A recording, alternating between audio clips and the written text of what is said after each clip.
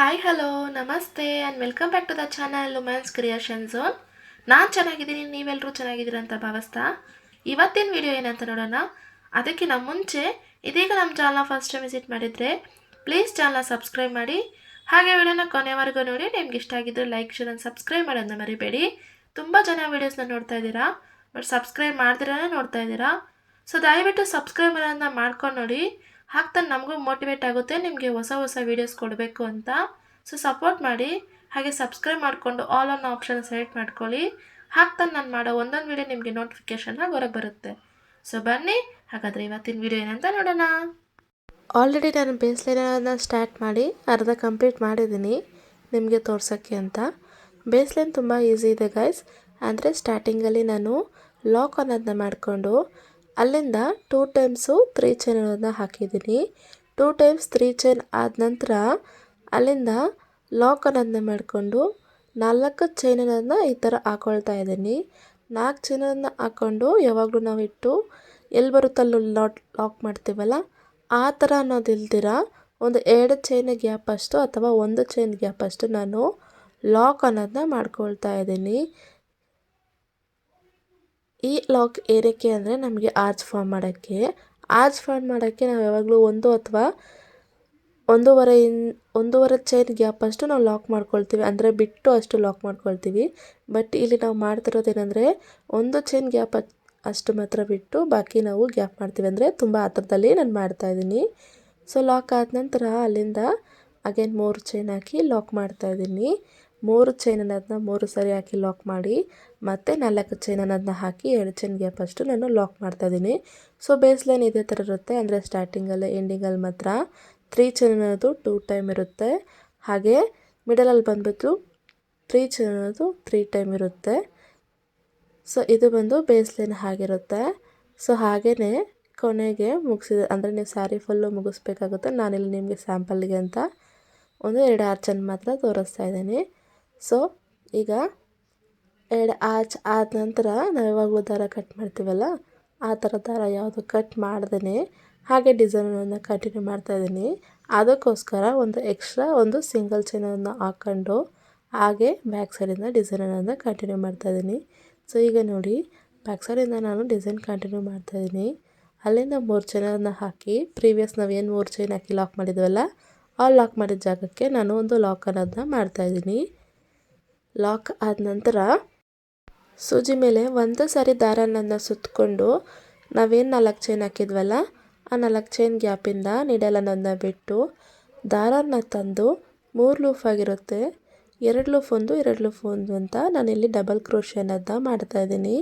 ನೀವು ನೀಟಾಗಿ ಅಬ್ಸರ್ವ್ ಮಾಡಿ, ನಾನು ಡಬಲ್ ಕ್ರೋಶೆ ಮಾಡಬೇಕಾದ್ರೆ 2 ಸಾರಿ ಸೂಜಿ ಮೇಲೆ 3 ಸಾರಿ ಲೂಫ್ ಆಗಿರುತ್ತಲ್ವ, ಆ 3 ಲೂಫಲ್ಲಿ ಫಸ್ಟ್ ಲೂಪ್ ಅನ್ನೋದನ್ನ ನಾನು ಎಷ್ಟು ಉದ್ದಕ್ಕೆ ಎಳಿತಾ ಇದ್ದೀನಿ ಅಂತ ನೀವು ಅಬ್ಸರ್ವ್ ಮಾಡ್ಬೋದು.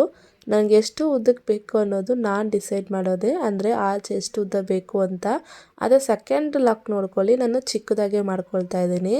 ಸೊ ಇದನ್ನು ನೀವು ಮಾಡಿ, ಯಾಕಂದರೆ ನಿಮ್ಮ ಕೈಯಲ್ಲೇ ಇರೋದು ಈ ಒಂದು ಫಸ್ಟ್ ಲಾಕ್ ಆಗಲಿ ಸೆಕೆಂಡ್ ಲಾಕ್ ಆಗಲಿ ಎಷ್ಟು ಉದ್ದಕ್ಕೆ ತಗೋಬೇಕು ಅನ್ನೋದು ನಿಮ್ಮ ಕೈಯಲ್ಲೇ ಇರುತ್ತೆ. ಸೊ ಎಳಿಬೇಕಾದ್ರೆ ಆ ಥರ ನೀಟಾಗಿ ಲೂಸಾಗಿ ಇಟ್ಕೊಂಡು ಎಳೆದು ಲಾಕ್ ಅನ್ನೋದನ್ನ ಮಾಡಿ. ಈಗ ನಾನು ಕಂಪ್ಲೀಟ್ ಮಾಡಿಬಿಟ್ಟು ತೋರಿಸ್ತೆ ನಿಮಗೆ.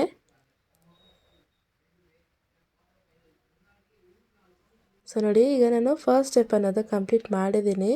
ಅಂದರೆ ಹಾಗೆಯೇ ಆ ಒಂದು 4 ಚೈನ್ ಗ್ಯಾಪಲ್ಲಿ ನನಗೆ ಫುಲ್ಲಾಗಿ ಹಾಕೋದಕ್ಕೆ, ಅಂದರೆ ಫುಲ್ ಕವರ್ ಮಾಡೋದಕ್ಕೆ 12 ಡಬಲ್ ಕ್ರೋಶೆ ಅನ್ನೋದು ಹಿಡಿಸಿತ್ತು. ಸೊ ಅದೇ ಥರ ನಿಮಗೆ ನಾನು ಡೆಪ್ತಾಗಿ ತೋರ್ಸೋಕ್ಕೆ ಹೋಗಿಲ್ಲ, ಗೊತ್ತಿದೆ ಅಂತ ಹೇಳಿಬಿಟ್ಟು ಹಾಗೆಯೇ ಡಿಸೈನ್ ಅನ್ನೋದು ಕಂಟಿನ್ಯೂ ಮಾಡಿ ಸೆಕೆಂಡ್ ಆರ್ಚ್ ಕೂಡ ಕಂಪ್ಲೀಟ್ ಮಾಡಿದ್ದೆ. ಸೆಕೆಂಡ್ ಆರ್ಚ್ ಕೂಡ 4 ಚೈನ್ ಗ್ಯಾಪಲ್ಲಿ 12 ಡಬಲ್ ಕ್ರೋಶೆನನ್ನು ಹಾಕಿ ನಾವೇನು ಕುಚ್ಚು ಕಟ್ತೀವಲ್ಲ 3 ಚೈನ್ ಗ್ಯಾಪಲ್ಲಿ ಬಂದು ಸಿಂಗಲ್ ಕ್ರೋಶೆನನ್ನು ಹಾಕಿ ಕವರ್ ಮಾಡಿದ್ದೀನಿ. ಈಗ ನೆಕ್ಸ್ಟ್ ಸ್ಟೆಪ್ ಅಂದರೆ ಥರ್ಡ್ ಸ್ಟೆಪ್ಗೆ ಮೂವ್ ಆನ್ ಆಗಿದ್ದೀನಿ. ಸೊ ಈಗ ಇಲ್ಲಿ ಡಿಫ್ರೆಂಟ್ ಕಲರ್ ತೊಗೊಂಡೆ. ಸೊ ರೆಡ್ ಕಲರಿಂದ ಈ ಒಂದು ಲೈನನ್ನು ಫಿಲ್ ಮಾಡ್ತಾಯಿದ್ದೀನಿ. ಸೊ ಇದು ಬಂದುಬಿಟ್ಟು ಲಾಕ್ ಸ್ಪೇಸ್ ಅಂತ ಅಂದ್ಕೊಳ್ಳೋದ್ರೆ ಸ್ಟಾರ್ಟಿಂಗ್ ಪ್ಲೇಸು ಅಂತ ಅಂದ್ಕೊಂಡು ಇಲ್ಲಿ ನಾವು ಡಿಸೈನ್ ಶುರು ಮಾಡೋ ಥರ ಅಂದ್ಕೊಳ್ಳೋಣ. ಸೊ ನೋಡಿ ನಾವೇನು ಡಬಲ್ ಕ್ರೋಶೆ ಹಾಕಿದ್ವಲ್ಲ ಆ ಡಬಲ್ ಕ್ರೋಶೆ ಮಧ್ಯೆ ಒಂದು ಹೋಲ್ ಅನ್ನೋದು ಫಾರ್ಮ್ ಆಗಿರುತ್ತೆ ಈ ಥರ. ಆ ಹೋಲಿಂದ ನೀಡಲನ್ನು ಬಿಟ್ಟು ದಾರಾನ ತಂದರೆ 3 ಲೂಫ್ ಆಗುತ್ತೆ. 2 ಲೂಫ್ ಒಂದು 2 ಲೂಫ್ ಒಂದು ಅಂತ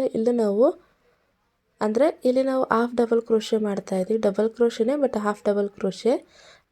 ಹಾಫ್ ಡಬಲ್ ಕ್ರೋಶೆ ಅಂದರೆ ನಿಮಗೆ ಗೊತ್ತಿದೆ ಅಲ್ವಾ. ಡಬಲ್ ಕ್ರೋಶೆ ಅಂದರೆ 2 ಲೂಫಲ್ಲಿ ಒಂದು 2 ಲೂಫಲ್ಲಿ ಒಂದು ಅಂತ ತೆಗಿತೀವಿ. ಹಾಫ್ ಡಬಲ್ ಕ್ರೋಶೆ ಅಂದರೆ 3 ಲೂಫ್ ಇರುತ್ತೆ. 3 ಲೂಫು ಸೇರಿ ಒಂದೇ ನಾವು ಲಾಕ್ ಅನ್ನೋದನ್ನ ಮಾಡ್ತೀವಿ. ಅದನ್ನು ಹಾಫ್ ಡಬಲ್ ಕ್ರೋಶೆ ಅಂತ ಹೇಳ್ತೀವಿ ನಾವು. ಇಲ್ಲಿಗೆ ನಾನು ಬೀಡನ್ನು ಯೂಸ್ ಮಾಡ್ತಾಯಿದ್ದೀನಿ. ಬೀಡ್ ಹೇಗೆ ಯೂಸ್ ಮಾಡ್ತಾಯಿದ್ದೀನಿ ಅಂದರೆ ಒಂದು ವಿತ್ ಬೀಡು ಇನ್ನೊಂದು ವಿತೌಟ್ ಬೀಡು ಆ ಥರ ನಾನು ಲಾಕ್ ಅನ್ನೋದನ್ನ ಮಾಡ್ಕೊಂಡು ಹೋಗ್ತಾಯಿದ್ದೀನಿ. ಈಗ ನಮಗೆ 12 ಕಂಬ ಇದೆಯಲ್ಲ, ಅಂದರೆ 12 ಡಬಲ್ ಕ್ರೋಶೆ ಹಾಕಿದ್ವಲ್ಲ, 12 ಡಬಲ್ ಕ್ರೋಶೆಯಲ್ಲಿ 6 ಬಂದುಬಿಟ್ಟು ವಿತ್ ಬೀಡ್ ಬರುತ್ತೆ. ಅಂದರೆ 6 ಹಾಫ್ ಡಬಲ್ ಕ್ರೋಶೆ ಬಂದು ನಮಗೆ ವಿತ್ ಬೀಡ್ ಬರುತ್ತೆ. 6 ಹಾಫ್ ಡಬಲ್ ಕ್ರೋಶೆ ಅನ್ನೋದು ಬಂದುಬಿಟ್ಟು ವಿತೌಟ್ ಬೀಡ್ ಬರುತ್ತೆ. ಸೊ ಇದು ಹೀಗೆ ಅಂದರೆ ಈ ಥರ ದಾರ ಸ್ವಲ್ಪ ಮೇಲೆ ಮಾಡಿ ಒಂದು ಬೀಡನ್ನು ಇನ್ಸೈಡ್ ಮಾಡಿ ಸೂಜಿ ಮೇಲೆ ದಾರ ಸುತ್ತಕೊಂಡು ಈ ಥರ ಹೋಲ್ ಮಧ್ಯೆಯಿಂದ ದಾರನ ತಂದು 3 ಲೂಫ್ ಆಗಿರುತ್ತೆ. 3 ಲೂಫು ಸರಿ ಒಂದೇ ಲಾಕ್ ಅನ್ನೋದನ್ನ ಮಾಡ್ತೀನಿ. ಇದನ್ನು ಹಾಫ್ ಡಬಲ್ ಕ್ರೋಶೆ ಅಂತ ಹೇಳ್ತೀವಿ. ಮುಗಿಸ್ಬಿಟ್ಟು ತೋರಿಸ್ತೀನಿ. ಸೊ ನೋಡಿ ಮುಗಿಸ್ಬಿಟ್ಟೆ. ತುಂಬ ಈಸಿ ಇದೆ ಡಿಸೈನು. ಸೊ ಅದಕ್ಕೋಸ್ಕರನೇ ಬೇಗ ಬೇಗ ಮುಗಿಸ್ಬಿಟ್ಟೆ. ಸೊ ಮುಗಿಸಿ ಕುಚ್ಚು ಕೂಡ ಕಟ್ಟಿದ್ದೀನಿ. ನಿಮಗೆ ಬ್ಯಾಕು ಫ್ರಂಟ್ ನೋಡೋಕ್ಕೆ ಎರಡು ಒಂದೇ ಥರ ಇರುತ್ತೆ. ಸೊ ಅದೊಂದು ಆ್ಯಕ್ಚುಲಿ ನಿಮ್ಗೆ ಇದರಲ್ಲಿ ಪ್ಲಸ್ ಪಾಯಿಂಟ್ ಆಗಿರುತ್ತೆ. ಸೊ ಡಿಸೈನ್ ಇದೆ ಗಾಯ್ಸ್.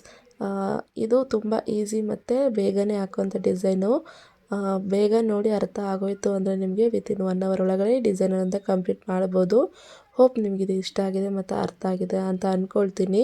ಹಾಗೆಯೇ ಇದಕ್ಕೆ ನೀವು 400ಇಂದ 450ವರೆಗೂ ಚಾರ್ಜ್ ಮಾಡ್ಬೋದು. ಪ್ಲೇಸ್ ಮೇಲೆ ಡಿಪೆಂಡ್ ಆಗುತ್ತೆ, ಇನ್ನೂ ಕೂಡ ಜಾಸ್ತಿ ಆಗುತ್ತೆ.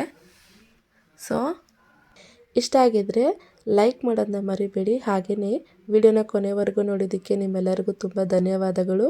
ಮುಂದೆ ಮತ್ತೊಂದು ವಿಡಿಯೋದಲ್ಲಿ ಮತ್ತೆ ನೋಡೋಣ. ಅಲ್ಲಿವರೆಗೂ ಎಲ್ಲರೂ ಸೇಫ್ ಆಗಿರಿ ಅಂತ ಹೇಳ್ತಾ ನನ್ನ ವಿಡಿಯೋನ ಮುಗಿಸ್ತಾ ಇದ್ದೀನಿ.